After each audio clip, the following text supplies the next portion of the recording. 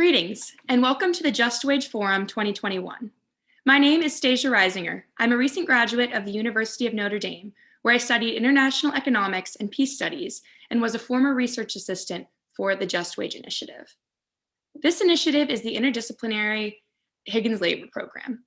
Named for Catholic priest, labor economist, and union advocate Monsignor George Higgins, this outfit explores questions about work, the politics of work, and the work of social justice, all through the lens of Catholic social teaching, which emphasizes such principles as the dignity of work, the right of everyone not only to decent work, but also a voice at the workplace, and a commitment to the common good.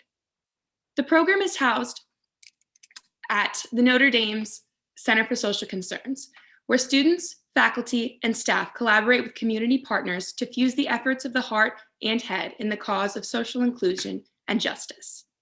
Thank you for joining us today. The Higgins Labor Program's major research project is the Just Wage Initiative, which probes a foundational question rooted in Catholic social teaching. What makes any given wage just or unjust? The major fruit of that research is our new Just Wage Framework and online tool, a resource for professors, policymakers, and practitioners to reflect and dialogue upon just wage questions, and hopefully come away committed to contributing to a fairer, more inclusive, more sustainable, indeed, a more just economy. Our Just Wage Framework consists of 7 interrelated criteria, and over the first half of 2021, we're hosting experts drawn from the scholarly and practitioner realms to share their insights, expectations, and concerns regarding the prospects of a more just economy. Meeting mostly every third Friday, with the starting time varying to accommodate the busy schedules and disparate locations of our esteemed panelists, we focus on one of the 7 just wage criteria, with short presentations by both a scholar/researcher and a practitioner/activist, both in the spirit of bridging the academic and advocacy realms and in the hopes of starting not only new conversations, but also new initiatives. We kicked off the forum on February 12th, where we introduced the Just Wage Framework and heard a great talk historicizing conceptions of a living wage from economist Don Stabile.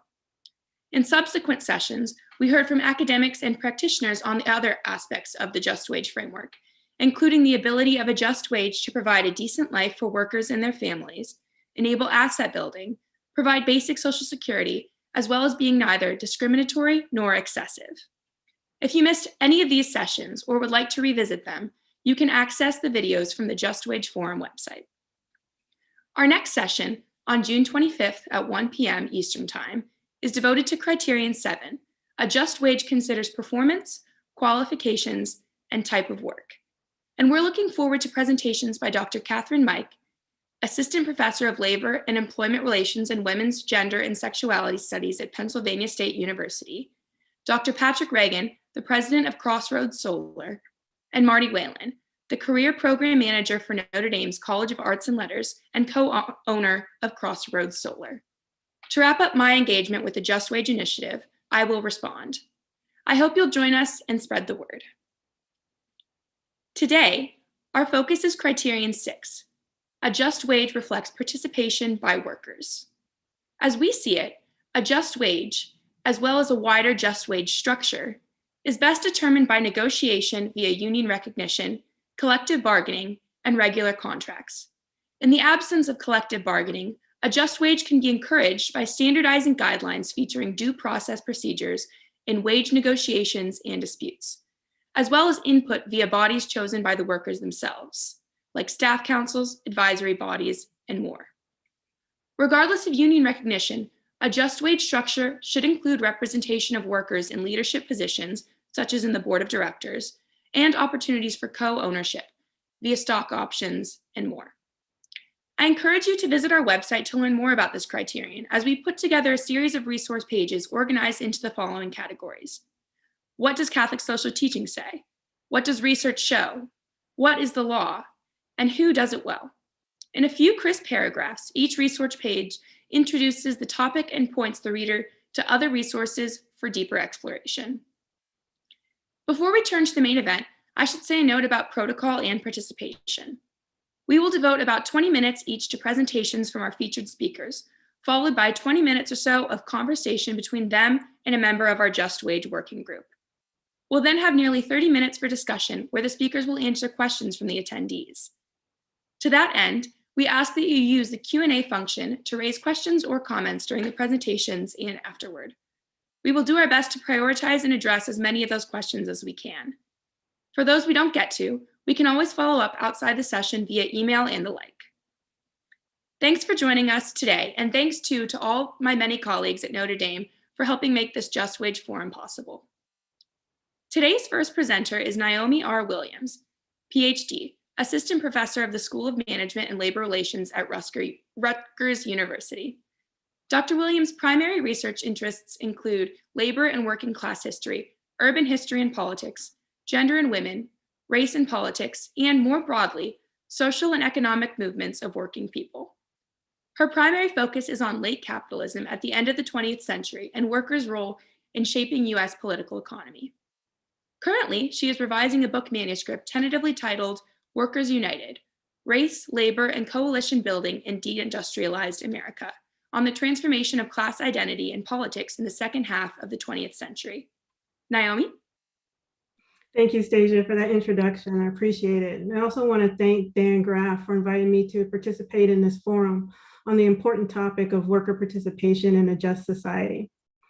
All work has dignity, and all workers deserve respect.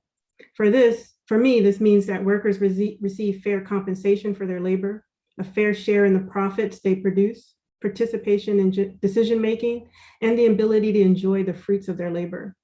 If we are to achieve a just wage economy, workers' participation is vital. Worker participation protects our democratic systems and supports the public good by expanding access to living wages, social services, and better quality of life for more people. Workers' participation in a just wage includes freedom of association to collectively determine wage rates at particular job sites, and through political participation to shape fair wages for their communities at local and national levels. Collective bargaining with employers to determine wages and benefits through union representation or some other collective organization is one example of worker participation in just wages. Voting on minimum wage rates or for legislators who will determine minimum wage rates is an example of political participation. Workers can also participate in determining just wages through representation on boards of directors and executive work councils. And another example is through employee ownership, including joint ownership schemes, stock options, and worker cooperatives. I will focus most of my discussion today on political mobilization and collective bargaining through the broad-based social justice movements of working people. Today, workers are at an unfair disadvantage in the employment relationship. There are too few checks on corporate power, and because of the changing nature of work itself, labor laws no longer adequately protect most workers, and too many workers are not classified as employees and therefore fall outside of the protections of labor employment law. In the United States, worker mobilization has been the best way to reverse these trends through creating the political environment where more workers can actively participate in the negotiation of just wages at work and in their communities. When workers mobilize, they can often generate enough leverage to reshape local and even national political economies. The COVID pandemic and associated economic crisis put this in stark relief. Workers across multiple sectors mobilized to demand not only financial support, but also access to better health and safety measures, access to healthcare, and time and resources to support their caregiving responsibilities.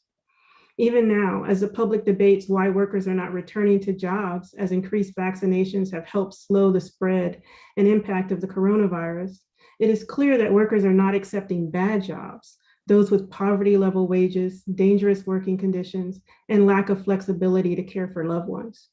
Workers have increased leverage to demand more just wages and working conditions and are taking advantage of that power in the employment relationship. In today's discussion, I will highlight two periods in US history when workers were able to push toward a more just wage and then discuss implications for a just wage economy today. The two periods are the mid-20th century and then the early 21st century. So worker mobilizations from the Great Depression to World War II led to a more equitable distribution of the nation's wealth. First, worker mobilizations in the mid-1930s drove the New Deal legislation that led to federal recognition of workers' rights to organize and bargain collectively with their employers. The waves of strikes and protests by unemployed workers during the Great Depression led the Roosevelt administration and Congress to acknowledge and protect these workers' rights. Historian Keona Irving gives us one such example in her book, Gateway to Equality.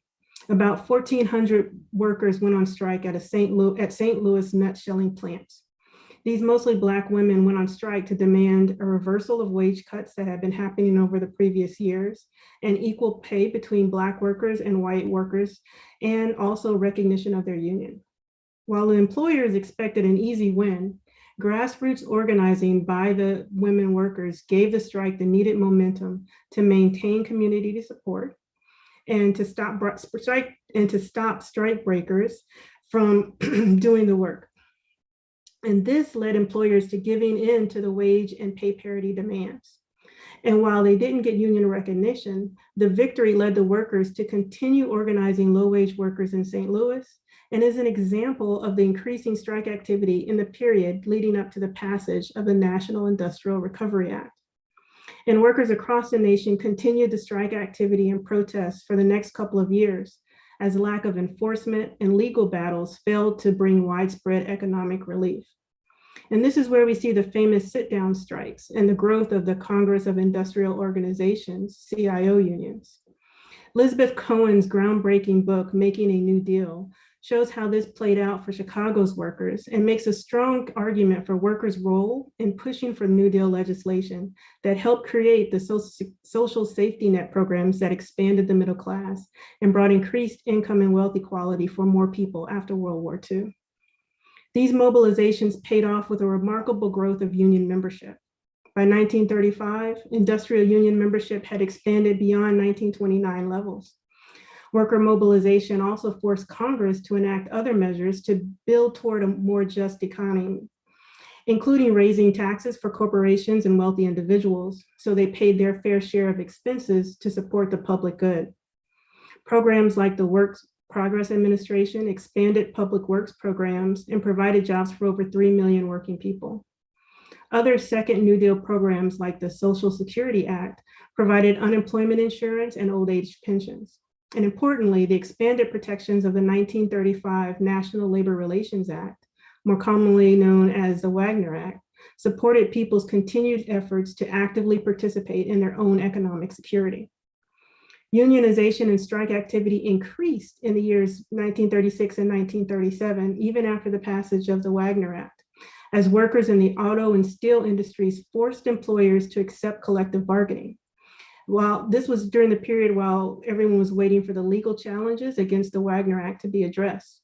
And this finally happened with the 1937 Supreme Court decision in the NLRB versus Jones and Laughlin Steel Corporation, which upheld the constitutionality of the Wagner Act.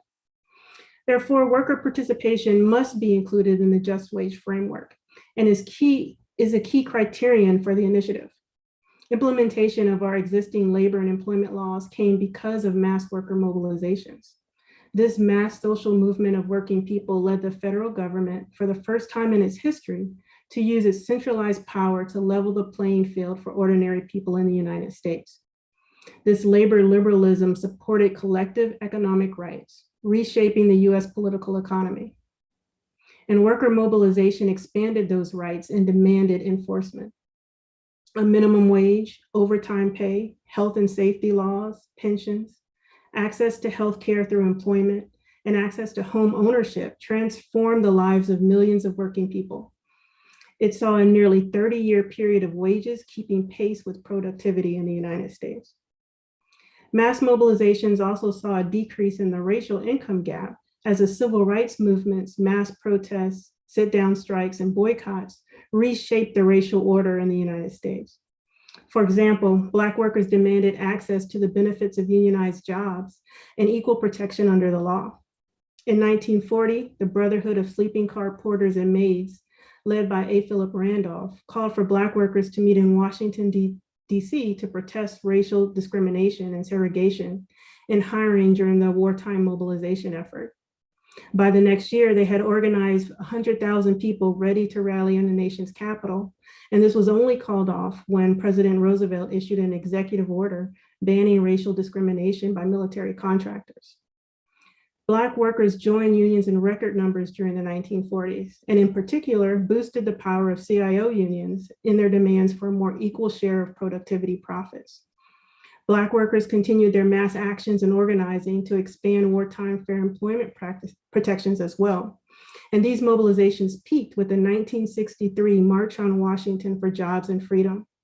Historian William P. Jones has an excellent book detailing the ways Black workers organized within the March on Washington movement, gathered in the largest rally at the time, and helped push Congress to pass the 1964 Civil Rights Act.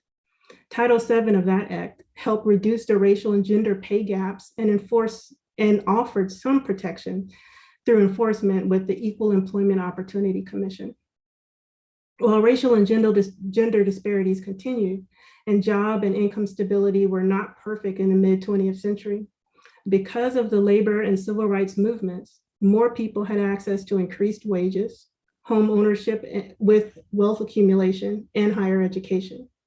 More people shared in the nation's prosperity and had the resources and protections to organize around expanding economic and political democracy.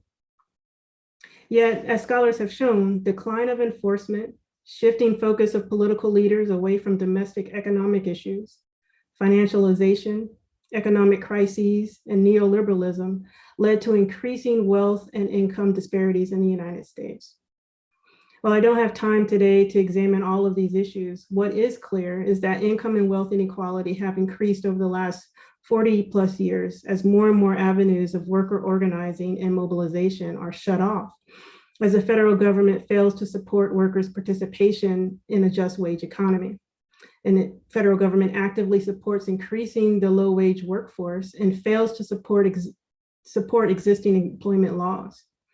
The nature of work is changing, and more workers are misclassified and do not receive the protections afforded to employees. Instead, the growth of contract labor has increased the precarity of working people. And still, many workers understand that collective action remains their most powerful tool to demand just wages. This points me to the second period I want to discuss today. This is worker mobilization following the 2008 housing market crash that led to the Great Recession. The response to the crisis and the corporate-centered recovery efforts left most working people across the globe struggling to survive. The federal government's support of corporate power over people-focused initiatives and the slow, uneven recovery mobilized workers. Worker mobilizations led to demands for living wages and a better allocation of resources in US society. Seen most distinctly in 2011 and 2012 with the Occupy movement and uprisings against attack on public workers in Wisconsin and early organizing efforts of the Fight for 15 movement, people increasingly started to talk about and question growing income and wealth inequality. More and more workers in the fast food, hotel, and tourism industry began demanding a greater share of wealth and profits with renewed organization and momentum. The fight for a $15 minimum wage is a key example of these efforts. In the early days of the Fight for 15 movement, many voiced skepticism and argued that with the federal minimum wage just over $7, $15 was unrealistic and a waste of time and energy. Yet, the Fight for 15 movement has been the most successful mobilization of working people since the Great Recession. Starting in the fall of 2012, fast food workers and community groups have mobilized low-wage workers to fight for higher wages and union representation. And worker-to-worker organizing expanded the Fight for 15 beyond fast food in New York City to include low-wage workers across the United States.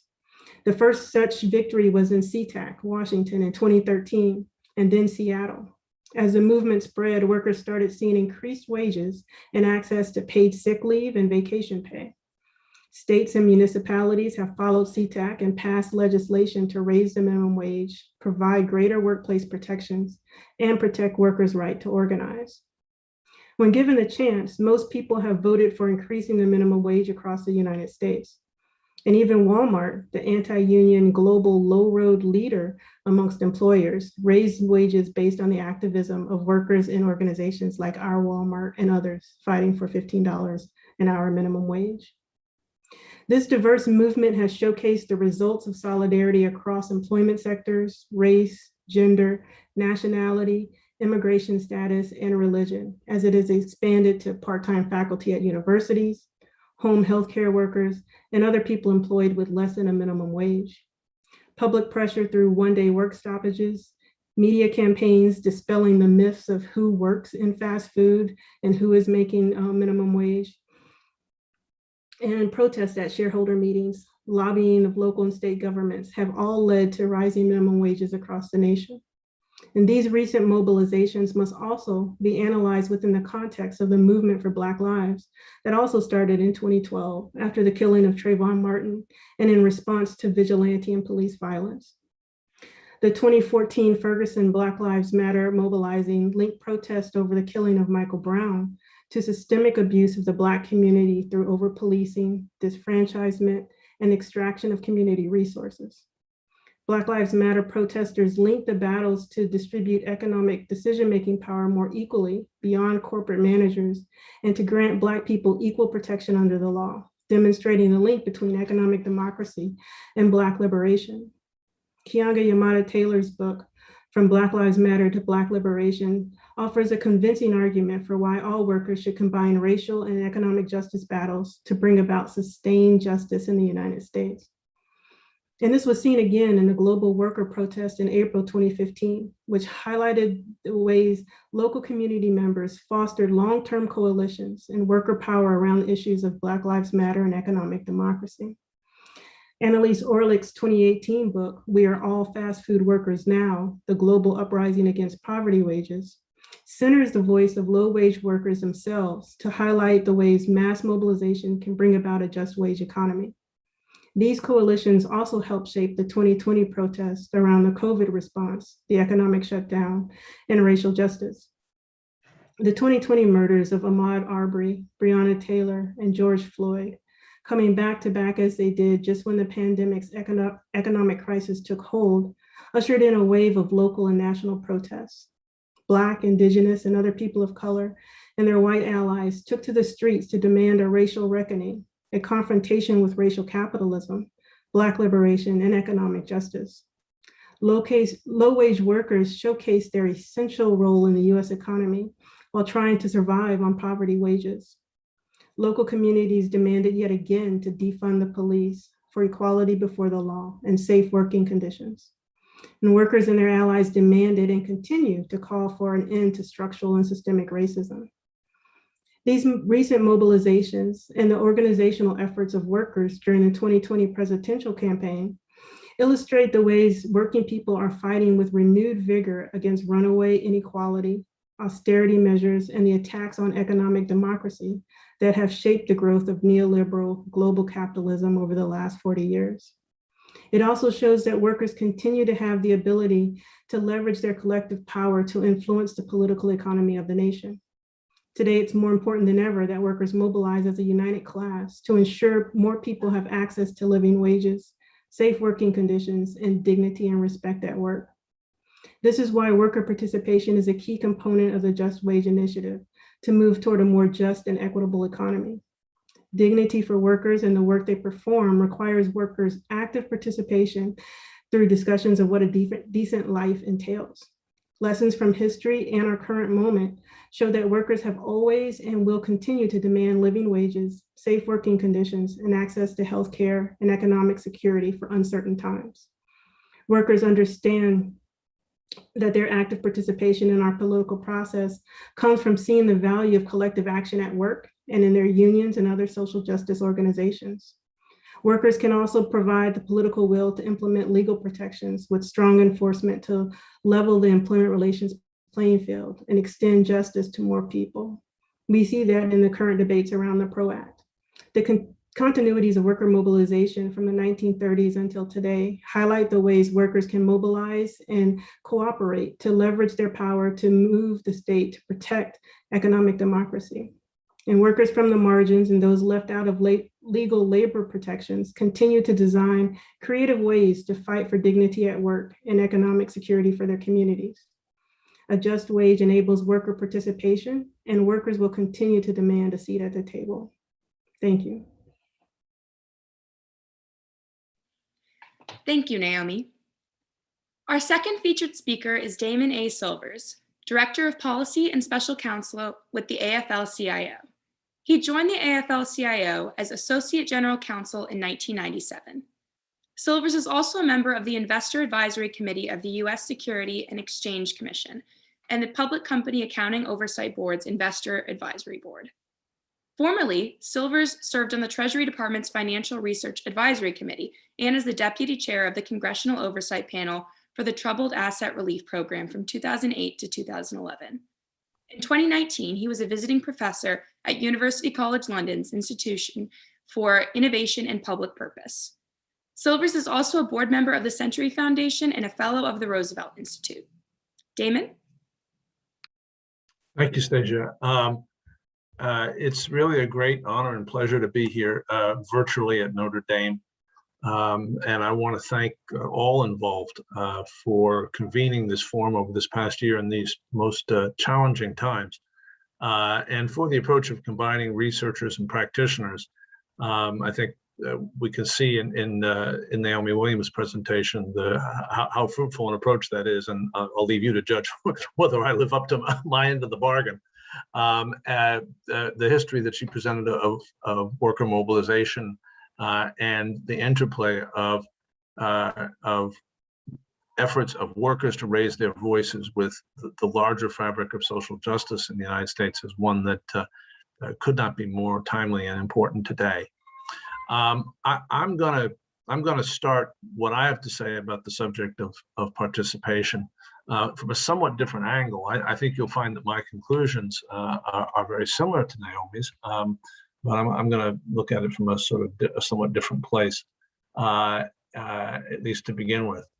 So let me first start by telling this little story that's a favorite of mine.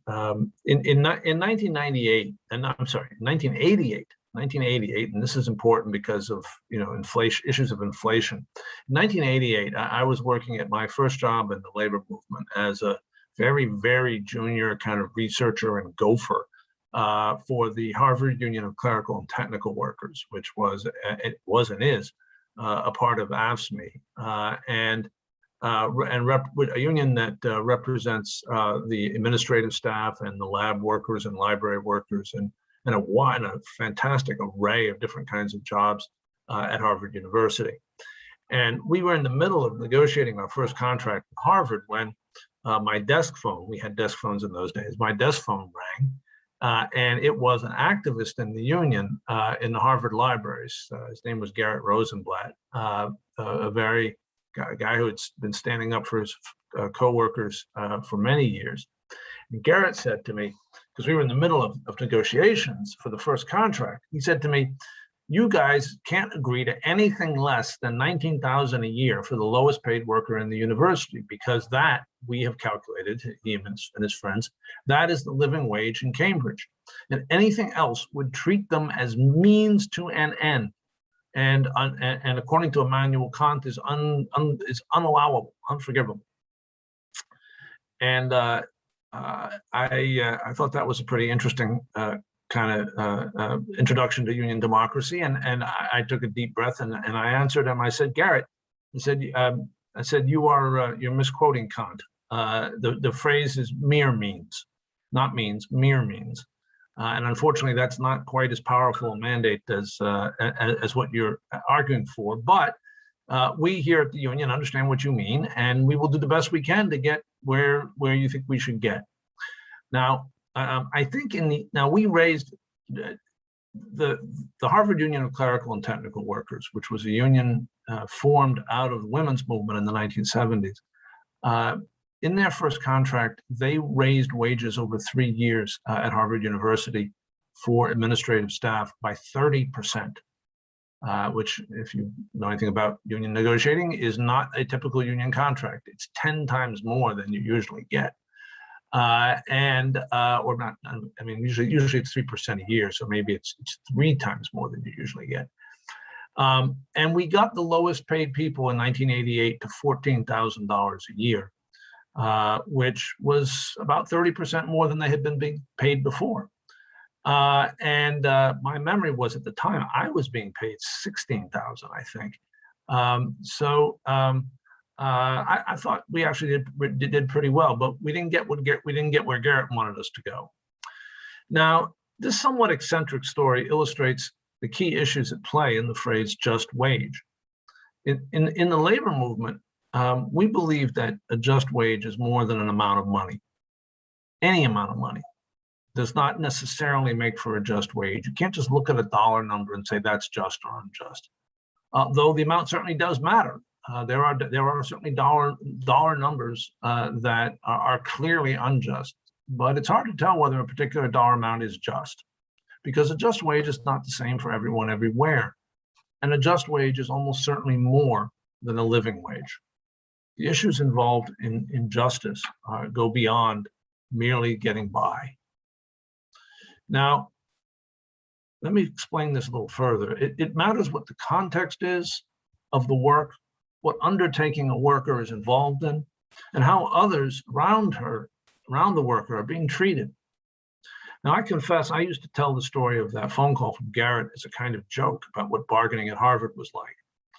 But I now think that Garrett was raising what is clearly a haunting question of our time, which is that given that work is at least in some part people hiring other people to do things for them, literally using other people as means to an end, what should we demand, what should we ask, what should we demand to ensure that the fact of employment, because the very word means the use of something or someone, that the fact of employment does not reduce some people to being mere means for other people. And I would suggest to you that the course of American history, since Garrett asked me that question in 1988, has reduced more and more people's work to being close to making them into mere means for other people. And I think that, by the way, there is no better place than an institution named after Father Higgins, or Monsignor Higgins, to raise this issue. It's so deeply embedded in the tradition of Catholic social teaching to reject this idea that we are just actors in transactions, that we are means to other people's ends, that we are factors of production. And so, in this respect, I think there are 5 questions that are implied, really, but there are 5 issues, 5 questions that I think are implied by everything the labor movement has said and done on this issue over the last 200 years, and in particular by the events that Naomi Williams just talked with you about. And these questions must be addressed in determining what is a just wage for any given worker or group of workers. And you'll see that they somewhat overlap with what Notre Dame has come up with in terms of principles, but they're not quite the same. So the first question, I think, is what does it cost to lead a life of dignity and security in the place where work is being done? And it's important to ask the question in the place where work is being done, not abstractly, but there, right? Not someplace undetermined, but what does it mean in New York City, in Los Angeles, in Hong Kong? What is the cost of dignity and security materially? Secondly, what is the relationship of what the worker is being paid to the value being created by the undertaking in which she is involved in? And I'm going to come to this in a little more detail, but this is the question of what wealth are you producing and for whom? And is literally what you are creating being in some sense taken from you? Thirdly, and this has gotten a lot of attention, but it's often not discussed when we discuss just wages. What is the overall relationship of wages to productivity in the national and global economy as a whole? It's hard to understand the issue of justice and wages without understanding that larger picture. And fourth, what is the impact of historical patterns of discrimination by race, gender, sexual orientation, nationality, and religion on the process by which the wage was determined? Now, you can be paid a fair amount, and yet your wage can have been suppressed by these dynamics. I think of a place that may not come to mind immediately, but which I'll bet was somewhat on Monsignor Higgins's mind, which is that in the shipyards of Belfast in Northern Ireland, in the post-war world, the shipyard workers were actually paid quite well by the standards of Northern Ireland. They were primo jobs, but if you were Catholic, your wage was in reality significantly less than if you were Protestant. And even though that wage was pretty good wage, it was not a just one. Now, but this is all wrapped together. If you look at those 4 questions, you realize those are very hard questions to answer. They don't lead to a number sort of automatically, like through a computer program or something. There is no way to get at them without the 5th question. And that question is, what is the process by which the wage is determined? But the process both within the employer and, as Naomi Williams, I think, educated us on, and in the larger society. Is it a process where the worker has agency and voice, both as worker and as citizen, or is it not? Is it a process where workers are silenced or told what is good for them? Now, let me point out, these questions may sound like together they would push everyone's wages to levels that would not be economically sustainable. But my questions should be read carefully. For example, the question of the value being created by the enterprise is a question that obviously pushes the just wage number up if we are talking about a bus driver for Facebook's Palo Alto campus. But if we are talking about a family-owned restaurant where there's a handful of employers and little capital, these employees and little capital, these considerations may push in a different direction. But asking these questions highlights how important the role of labor market institutions are in giving meaning to the concept of a just wage. By labor market institutions, I mean 3 kinds of things: government regulation, like legal minimum wages, and the democratic process that should govern those regulations. 2, for collective bargaining that make real the idea of voice and a process that lends dignity to the relations of work. And 3, and this is, I think, particularly important here in this setting, cultural norms and religious teachings, constraints that operate on all actors in the labor market, consciously and sometimes subconsciously. The question of what number is a just wage cannot be answered abstractly. It requires process, bargaining, dialogue, policymaking. This puts my last question about process at the very center of the issue. A wage may be in some sense a living wage. An economist who likely doesn't have to actually live on it may pronounce it a living wage. But if it is imposed on the worker by force, by economic force, or by actual legal or physical force, it cannot be a just wage. A slave, a prisoner, someone living under autocratic rule, in an important sense, cannot be paid a just wage because the process for determining it does not exist. The labor movement sees collective bargaining and the democratic political process as central to answering the difficult questions of what wage allows a dignified life, what wage is appropriate given the nature of the enterprise, and how we address the legacies of structural racism and sexism. For that reason, workers' right to organize in the workplace and in the political system, is inseparable from the question of what is a just wage. Without workers being organized in democratic forms, a just wage, like the spin of a particle in quantum mechanics, is literally unknowable. This dynamic also helps illuminate the nature of the destructive impact of dishonest worker organizations. Company unions, government-dominated unions, corrupt unions, management-dominated ESOPs, to step outside the union frame for a moment to other types of organizations. All of these kinds of organizations that purport to be workers' organizations, they make determining a just wage impossible. Why, in today's America, that you see illuminated behind me,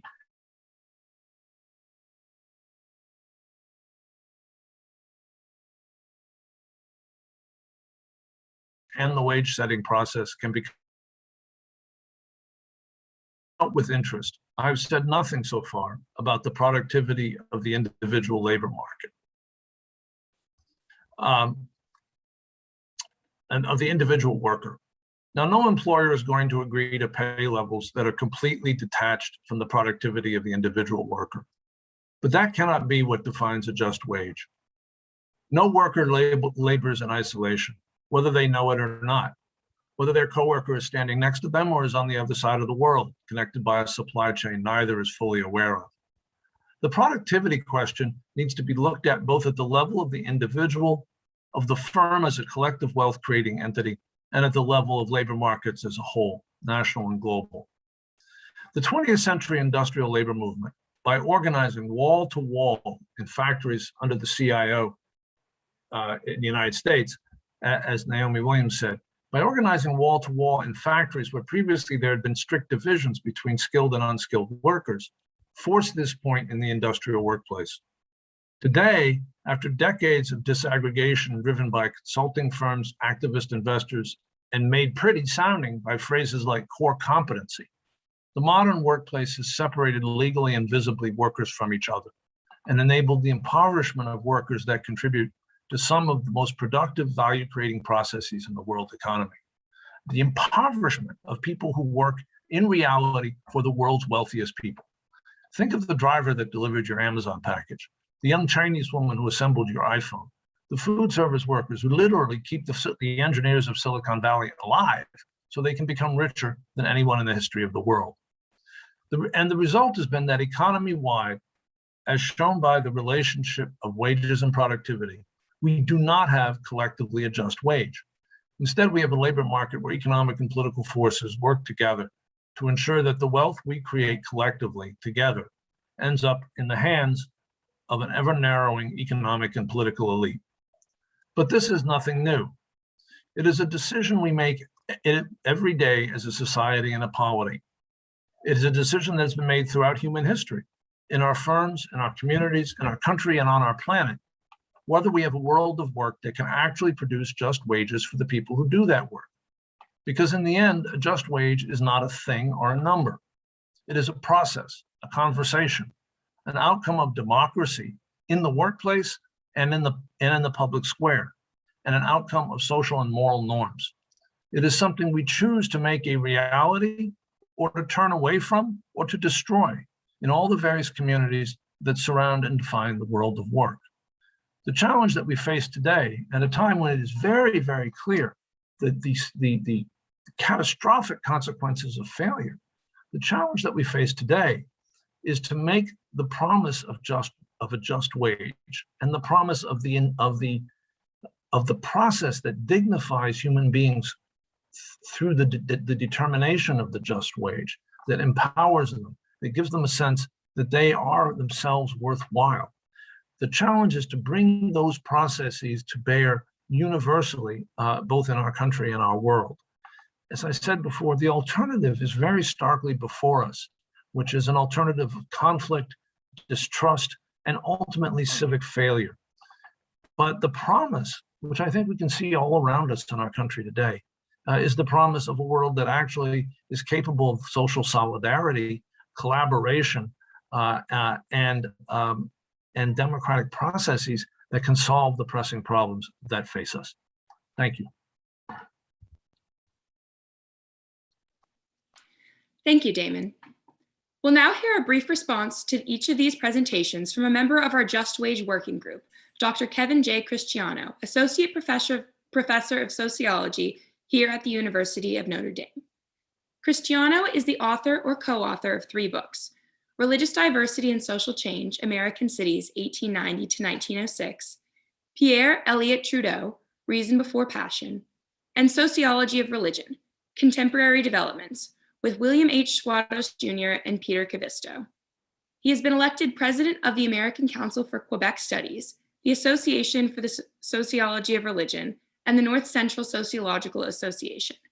And he has served as Secretary Treasurer of the section on the Sociology of Religion of the American Sociological Association, and as chair of the Publications Committee of the Religious Research Association. Kevin? Thank you very much, Stasia, and also thank you to Dan and to Naomi and Damon for these wonderful presentations.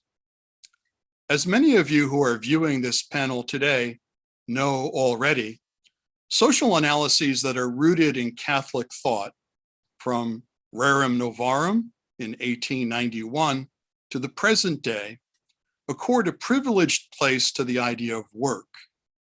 From a Catholic viewpoint, for people around the world, work is at the same time a divine mandate, a material necessity, and a social opportunity. Humans are called to work, not merely to provide sustenance for themselves and their families, but also to realize fully their own nature and to collaborate with God in the ongoing task of creation. In the Catholic social vision, workers engaging in associations for their mutual protection and benefit, and then negotiating as equals with their employers, forms the moral standard for participation by labor in setting wages and conditions of work. Pope John Paul II explains this connection in his encyclical letter, Laborem Exercens. In the context, he says, of the present, there is no more important way for securing a just relationship between the worker and the employer than that constituted by remuneration for work. In every case, he continues, a just wage is the concrete means of verifying the justice of the whole socioeconomic system, and in any case, of checking that it is functioning justly. It is not the only means of checking, but it is a particularly important one, and in a sense, the key means. In the modern setting, this standard of justice requires for workers a right, successive pontiffs have said an imperative, of association. And as Mr. Silvers has pointed out, in the end, this amounts to unions and management bound together in contract-based collective bargaining. Pope John Paul indicated as much in a different encyclical, Centesimus Annus, when he wrote, society and the state must ensure wage levels adequate for the maintenance of the worker and his family. The role of trade unions in negotiating minimum salaries and working conditions is decisive in this area. However, as both Professor Williams and Mr. Silvers have already noted, in the United States, decades of organizing setbacks, lax enforcement of existing regulations, hostile legal interpretations, and regular, what are by now regular legislative assaults on labor, have eroded the promise of such a system. Instead, these trends have placed workers today in a beleaguered position. In response, there has arisen experimentation with radically different forms of representation for and participation by workers in the pursuit of just wages in the American economy. Some of these are old structures and new cladding. Others are more genuinely innovative. In most of my remaining time, I will mention just a few, and at the end, invite the reactions of our panelists to possible futures under these modes of organization. An older form of organization are advisory committees of workers. Over time, employers, both large and small, including the University of Notre Dame, have sought to stymie sentiment for full-fledged unionization by instituting advisory councils of workers.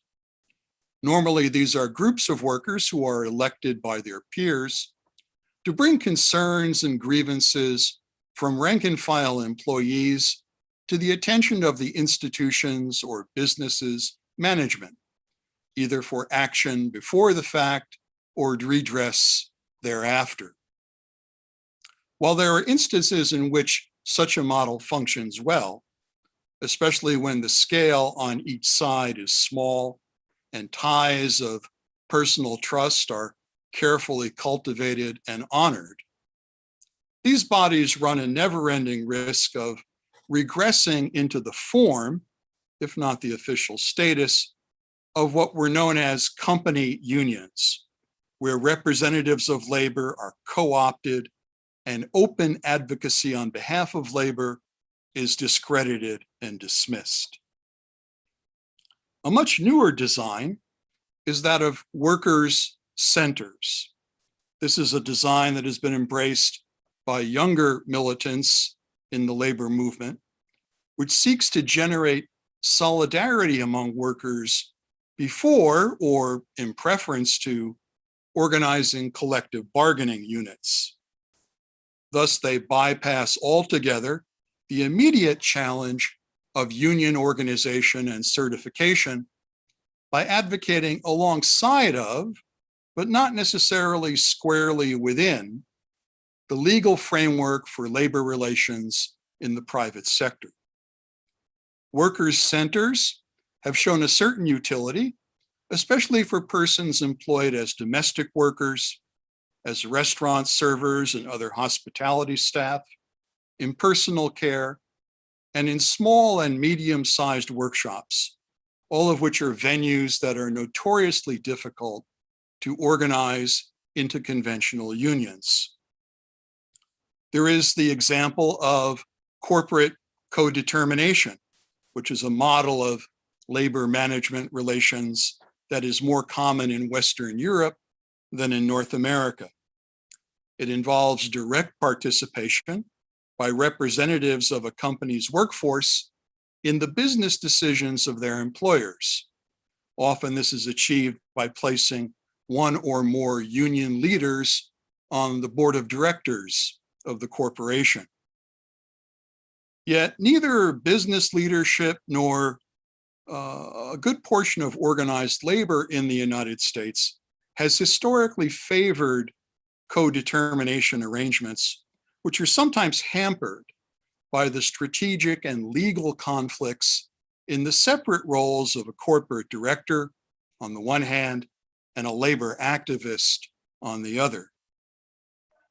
More commonly, union representatives have gained seats on corporate boards through producer cooperatives or by outright ownership of all or part of the enterprises where their members are employed. Mr. Silvers mentioned ESOPs, employee stock ownership plans. John Paul II was certainly not the first to observe that workers can often share in running businesses and in controlling their productivity, and in fact, they do so. Aside from systems of profit sharing in corporations, in some places, groups of workers have assumed actual ownership of their workplaces through employee stock ownership plans. While some unions in the United States have succeeded in buying out and then taking over and operating their own enterprises, there exist more than a few such attempts that were ultimately unsuccessful. The one that I know best is Hyatt Clark Industries in New Jersey, which was a roller bearing factory where actually my father worked as a United Auto worker back in the 1950s. In the 1980s, it was eventually closed after a 6-year stretch during which it had been purchased and operated by its employees. Of course, any model, sensible or not, is likely to be more effective when its routine application is not limited to cases that are on the verge of collapse, as was the case with Hyatt Clark. Happily, there are quite a few success stories with ESOPs in specialized markets around the country.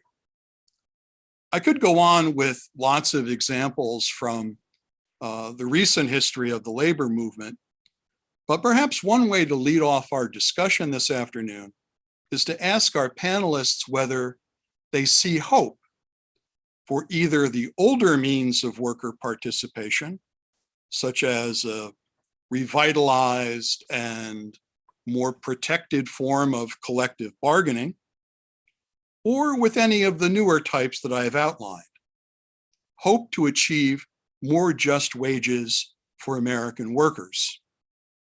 If so, what kinds of political or legal changes might be needed? Already, both our speakers have mentioned the PRO Act. What sorts of political or legal changes might be needed to realize the prospects that these mechanisms present? And would a greater awareness of and reliance upon principles of Catholic social teaching on justice in wages advance our progress toward these goals? I want to conclude by saying thank you to our presenters and to our moderator, and I hope that we can open a discussion at least for a few minutes and then entertain the questions of the viewers and listeners. Thank you.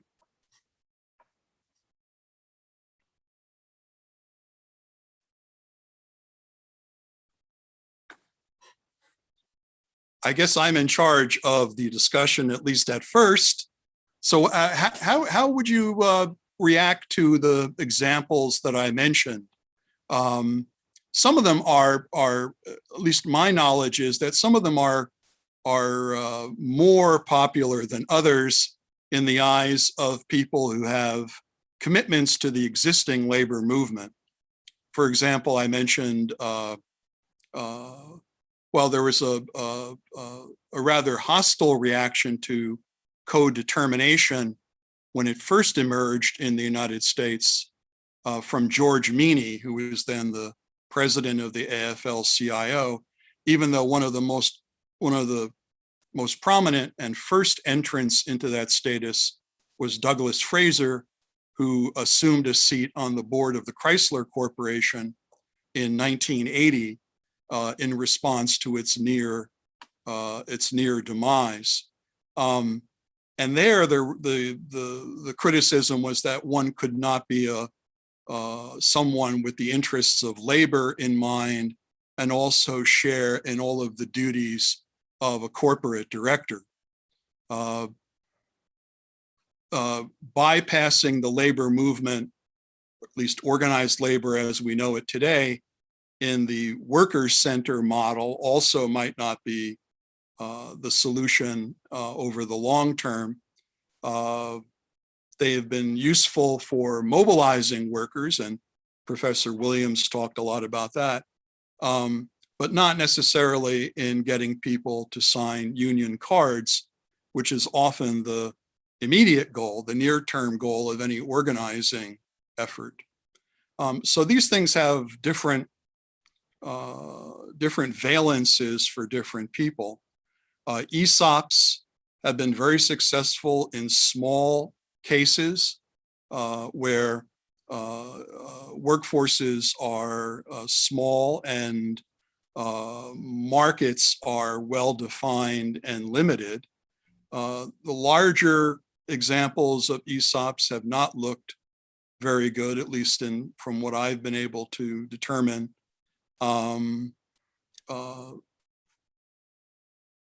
That may mean that collective bargaining in an improved form with the reinstatement of many of the rules and protections that used to exist, or at least were honored by the management side in the heyday of organized labor when my father was in the United Auto Workers in the late 1940s and the 1950s.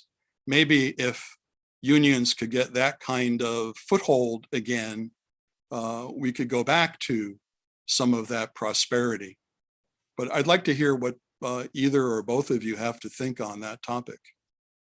Yeah, thanks, Kevin. I appreciate those questions. And I think it's a complicated answer. So I'll go back to your first question and say that I do see hope. I see hope for a revitalized labor movement and a more just wage economy. I do see hope. Some of the examples that you provided, ESOPs and co-determination, I think they're, like you said, they're beneficial in small areas, but we actually need widespread change. It goes back to what Damon was saying. This is a political negotiation process. And one tool isn't going to work in every situation, but we need to create the political landscape where various tools are appropriate. I mean, even in the mobilizations leading up to the passage of the Wagner Act and the legalization and the legal right, the protection of collective bargaining, workers and worker activists at the time never saw collective bargaining as the answer. It was part of a toolkit of things that workers could do to assert their collective power. And we even see that in the 1950s, right? Daniel Clark is a historian, has a book, it's called Disruption in Detroit. And he really talks about the fact that even as wages were keeping track with productivity in the 1940s and 1950s, auto workers were experiencing periods of economic uncertainty because of the cyclical nature of industrial production at the time. And they had all sorts of creative ways to address that. Right. So, part of it was collective bargaining, but part of it too was pushing for full employment. Right. And that never got passed, but that was still a major component of what was happening. And even the attempts, right, to regulate what collective bargaining should look like ended up in all kinds of wildcat strikes, as workers at particular institutions had to be really creative to affect change and to get the promises that collective bargaining were supposed to offer. So I think, having a political landscape that acknowledges the fact that workers can and should participate in what a just wage looks like for their community is the hope. Mr. Silvers, do you have anything to add to that? Sure. Maybe too much. I don't know. Quite possibly, but I want to expand on something that Professor Williams said about a toolkit, because I think that's very important to understand here. I think a lot of the conversation that goes on, in this kind of space, is a lot of the conversation that goes on around sort of trying to counterpose different kinds of structures of worker voice and worker power against each other, as if they were either or propositions or disconnected from each other. I think it isn't helpful. It doesn't sort of illuminate what's really going on here. And I'll talk about a couple of them, a couple of the examples you mentioned, and try to explain what I mean. So let's take worker centers, for example. As you mentioned, Professor, in many cases, worker centers are connected with or in formal or informal alliances with unions that represent workers in those same industries. What typically brought worker centers into being is really two things. One of them is, and they're both about the exclusion of the people that worker centers organize from the systems of legal protection that enable workers to organize actual unions and actually collectively bargain. So the typical worker center, the typical worker engaged in worker center organizing is either an independent contractor or an undocumented worker, or both. And the reality is that independent contractors can't collectively bargain. It's an antitrust violation, and undocumented workers risk, very serious forms of retaliation that can destroy them and their families. In some cases, get them killed if they emerge into formal processes like collective bargaining. Now, this, I think, connects with a question you posed to us earlier in your remarks, Professor Christiano, about Catholic social teaching. So my point about worker centers is that they would very quickly, I believe, morph into something much more like a building trades union if they were given the legal chance to do so, right? If that was really an option for them, or like the longshore unions. And I mean, they're about organizing casual labor, and similarly, Co-determination is kind of the other end of the spectrum, right? Co-determination is the product of worker power. Right? Co-determination emerges out of effective collective bargaining. Ironically, co-determination in Europe is not just the product of worker power, it's the product of American power. It's a system that was created initially under military pressure from the United States in the German occupation, when the American forces felt that something that Germany needed to avoid a recurrence of fascism was a stronger labor movement, and that the German labor movement needed an assist in terms of its ability to constrain German capital. So it's sort of an ironic thing, the way that it then comes around back to us. But my point is, co-determination and works councils arise out of labor power. They're a form, they're a tool in the toolkit, as Naomi said, not an alternative.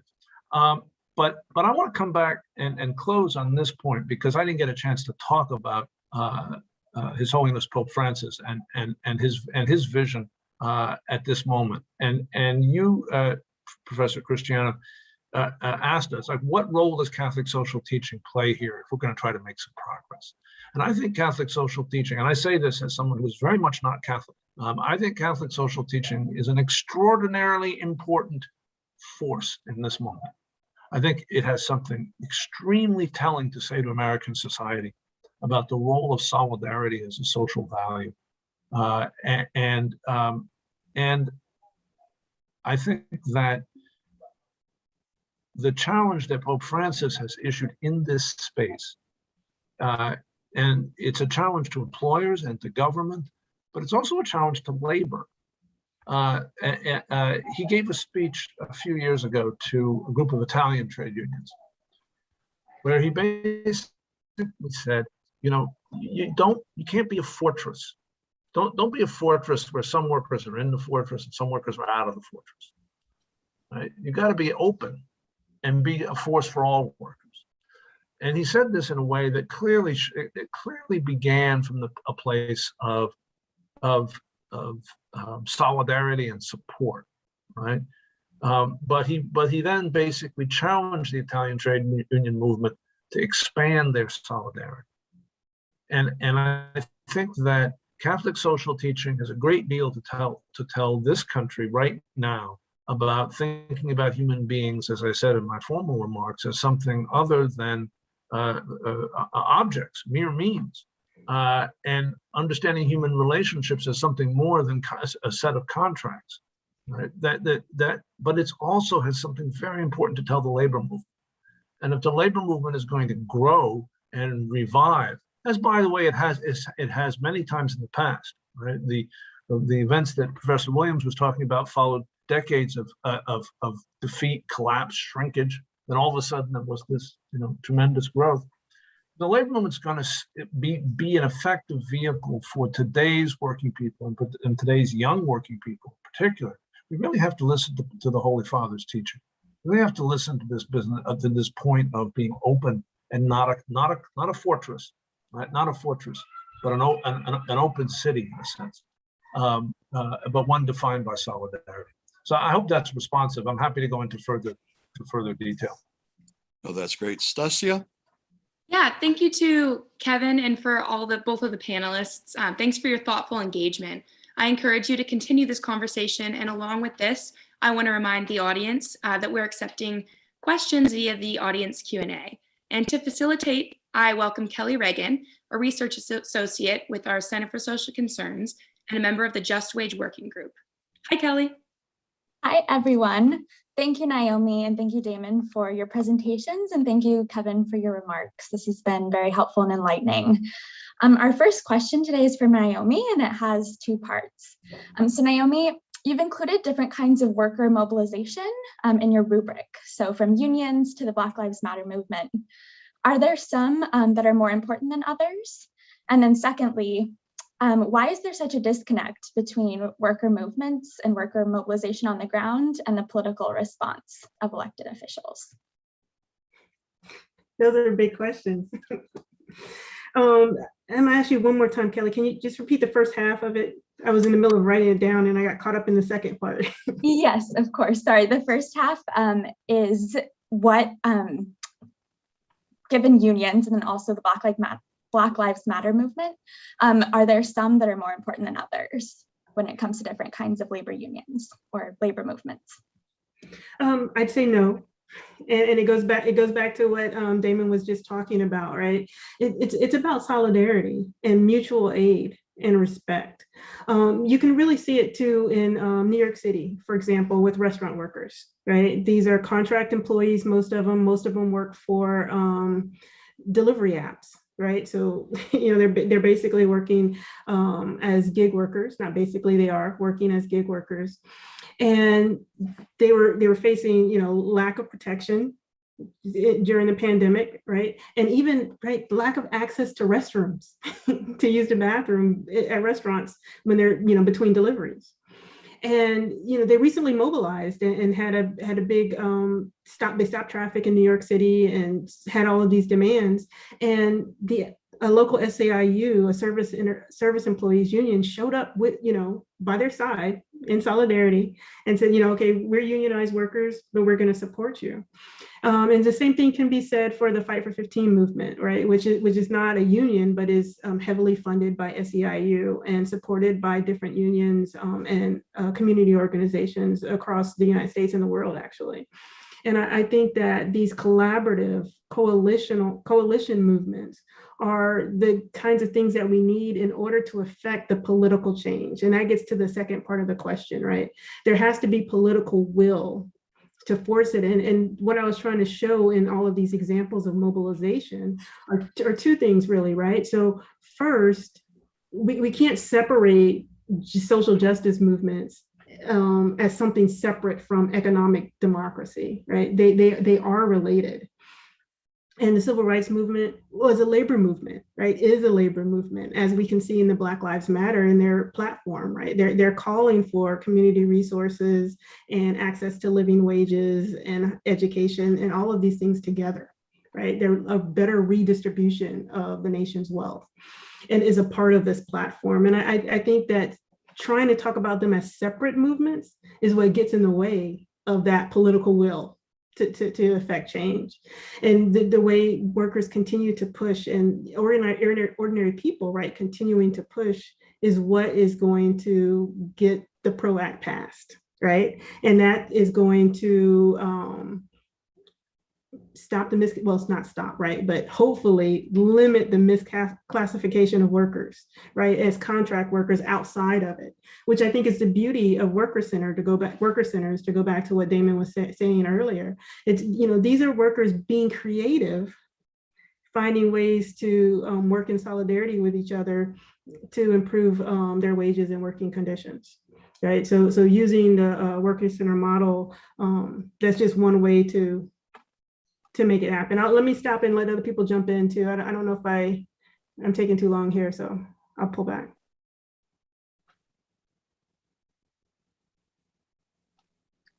There are no other remarks. Thank you so much, Naomi. That was very helpful. Damon, our next question is for you, and it also has two parts, and I'll go slower this time so that we can capture both of those. So Damon, you reflected on the relationship between wage and then also the value that is produced. So the first part is there a way to talk about value when our conception of value today seems to be defined purely by the market? And then secondly, do you have any suggestions for strengthening the just wage framework to recognize productivity, size of the enterprise, and context more generally? Okay, well, first, that's a great question. I mean, it's a challenging one. Let me, by the way, so challenging. Can you, I was caught on the second part. Can you repeat the first part again? Yes, you had mentioned the relationship between wage and then also value, what workers produce. Oh, right. Right. How do we understand value? Right. How do we understand value? Yeah. So look, I think that is one of the kind of sort of hidden, look, well, let me start with this. One of the things I tried to talk about in my formal remarks, which I think is extraordinarily important, is that we have structured our labor market to essentially drive toward workers being paid based on their individual some measure of their individual productivity, their individual vulnerability or lack thereof in the labor market, right? And to squeeze every little bit out of every worker that can be found within that paradigm, right? And what this leads to is the polarization of the wage structure, right? People who have some capacity in the labor market to demand a big premium get ever larger and larger premiums. And this is outside of what flows to capital, by the way. I mean, the truth is that this process largely enriches investors, but the investors get hold of capital largely through an earlier stage of this process, right? So if you ask yourself, like, sort of where did Bill Gates come from? Where did his vast fortune come from? Or they didn't start out with a mountain of money. They started out benefiting from this process, and then they started benefiting from the capital accumulation process. That fragmenting of the work process and how people are paid within it, right, is critical to how our society is becoming economically unequal and unstable, both economically and politically. And by contrast, and I think this is what Professor Williams was talking about earlier, by contrast, the whole way in which the industrial labor movement, and I'm not saying we can reproduce the industrial labor movement of the mid-century, of the middle of last century. That's one form of labor movement. There are many labor movements, a constantly changing thing. But what the labor movement in mid-century did, particularly the CIO, was to insist on the firm as an organic whole, and insist on organizing and bargaining the work for workers to organize and bargain wall to wall as a group, right? What that did was it flattened a bit the wage differences between, for example, skilled tool and die makers in auto plant and semi-skilled assembly line workers. That's how we got a broad-based middle class. If the labor movement hadn't done that in the industrial workplace, we wouldn't have gotten in the end a broad-based middle class. We would have had what we have in the 1920s, which was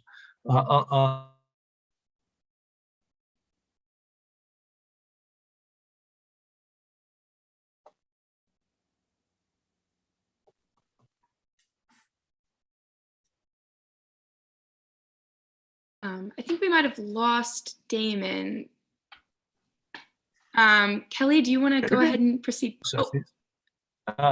Who are contributing to these processes very significantly and are not getting any of the value.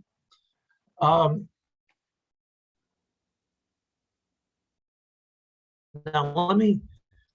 let me say that and this is, I think, where Catholic social teaching helps, is to really question at some level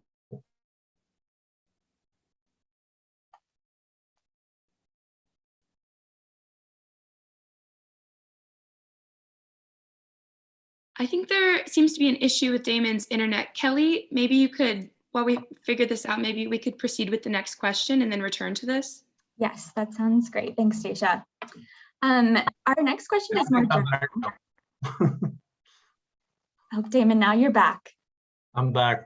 Anyway, I thought there was that. I know I got lost there. I thought it's a great question, and probably is worth going into. The second part is worth going into in more time than we have today. I think it's a very, very important question.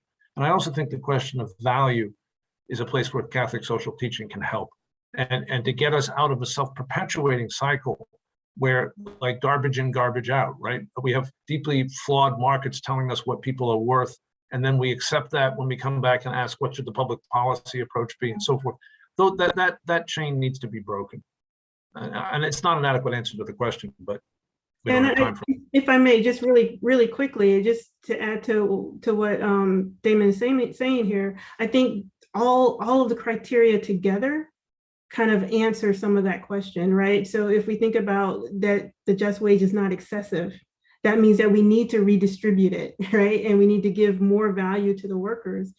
We saw it in the pandemic, right? When all of these essential workers are making poverty wages, and we're glorifying, we're trying to honor the work that's so dear, right?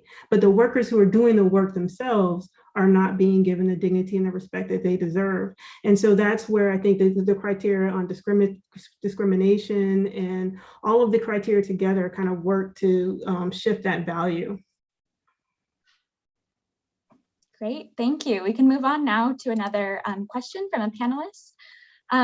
Could Professor Williams and Damon please speak to what other policy changes might be necessary outside of a stronger labor movement to successfully confront our growing plutocracy and the power of the large shareholder? So to put this another way, is a stronger labor movement enough to deliver for working and poor people? So workers can't do it alone, right? We need clear policy. And some of that includes, right, the redistribution of our nation's resources through taxing corporations at an extent that is so that they pay their fair share.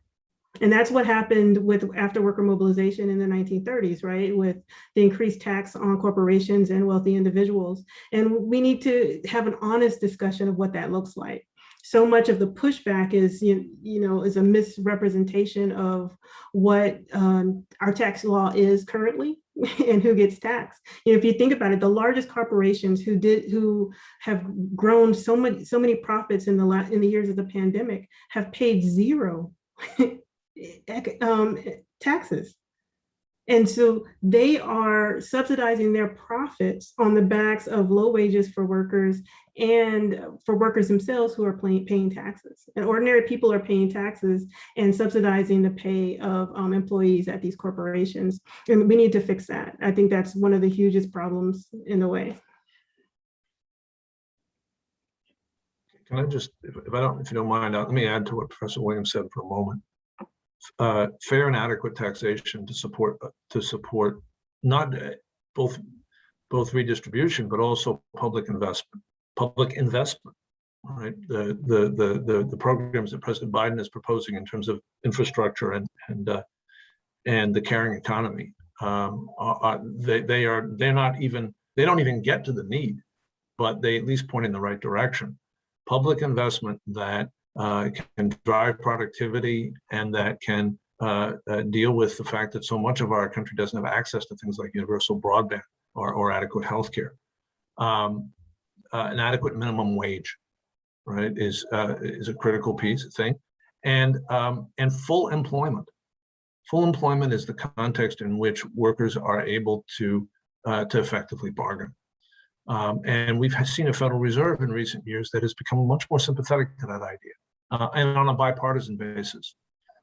But I really think, again, that it's important to understand, though, that these things don't happen.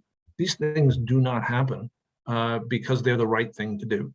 They happen because there's political power to make them happen. And without a resurgent labor movement, there is no sustained political power to counterbalance that of the kind of plutocrats that Professor Williams was talking about a few minutes ago. The labor movement is it may be possible to win an occasional victory here or there based on momentary public enthusiasm, but you need sustained organizational power to stand up to the sustained organizational power of concentrated wealth. There's no other way to get it done. Great, thank you both. I think we might have time maybe for one or two more questions.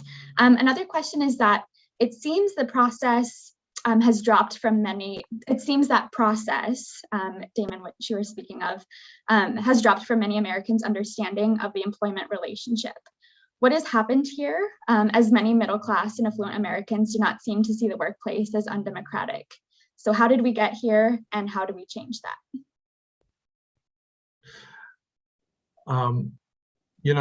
I think Professor Williams may have mentioned the term industrial democracy, which was popular in the CIO. It reflected something more than a contract. It reflected the idea that the American industrial enterprise by the 1930s had taken on a kind of quasi-military feel. It felt like you were going into the army.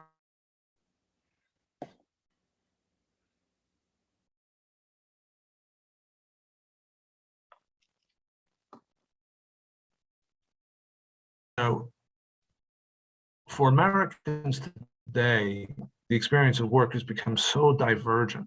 Oops, I think maybe losing me again. The experience of work has become so divergent. For some people, work is a space of tremendous creativity and autonomy.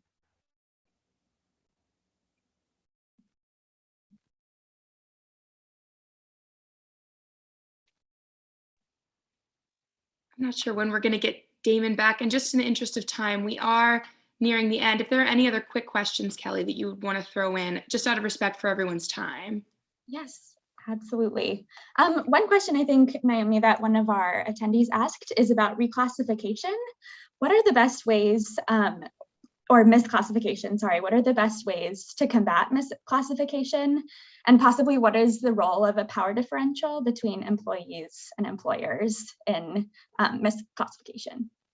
Yeah, I think it's related to the last question that Damon was trying to answer there too, right? So there are lots of ways to combat misclassification, and we need to get all of them, right? Because existing labor law is dependent on the definition of employee. And too many workers are working in the role of employees without that employee status. So that means they don't qualify for the existing labor law. So the labor law needs to be changed. And that's one of the aspects of the PRO Act, right, is to deal with the misclassification of workers. So if they're doing work essential to the function of the employer, they are employees, right? And so that is one way to address it. Another way to address it is to change our tax laws, right? Which again, penalize contract workers and treat them as self-employed when they don't actually have the agency, that full ability to dictate their working conditions. So that it doesn't really apply to them. So that has to be addressed as well. And I think it also goes back to, somebody mentioned it in the chat, right? Education. It's really important that we educate workers or people, everyone, so that people understand that just because you're working for a living doesn't mean that you don't have power in that relationship. And what does that look like? And your ability to interact and make decisions and be a part of the process of decision making. Right now, the people are being treated as commodities. And I think it goes back to what the whole purpose of this initiative is, right? Is to have people being treated as people. Great. I think that's a perfect last word. Back to you, Stasia. Absolutely. Sorry, there we go. Yeah, thank you so much to Naomi, Damon, and Kevin for your thoughtful participation. And thank you to Kelly for facilitating a very productive Q&A segment. If we didn't get to your question, we will do our best to respond via email after the session concludes. Thank you also to our audience members for attending today's session and for your interest in learning about justice in the workplace and in the larger American economy. The link to the live stream of this session will be available on our website and YouTube page shortly, and you can find more information on Criterion 6 and each of the other aspects of the Just Wage framework on our website. Finally, we invite you to join us for our next session on Criterion 7, taking place 2 weeks from today on Friday, June 25th. We hope to see you there, and thank you so much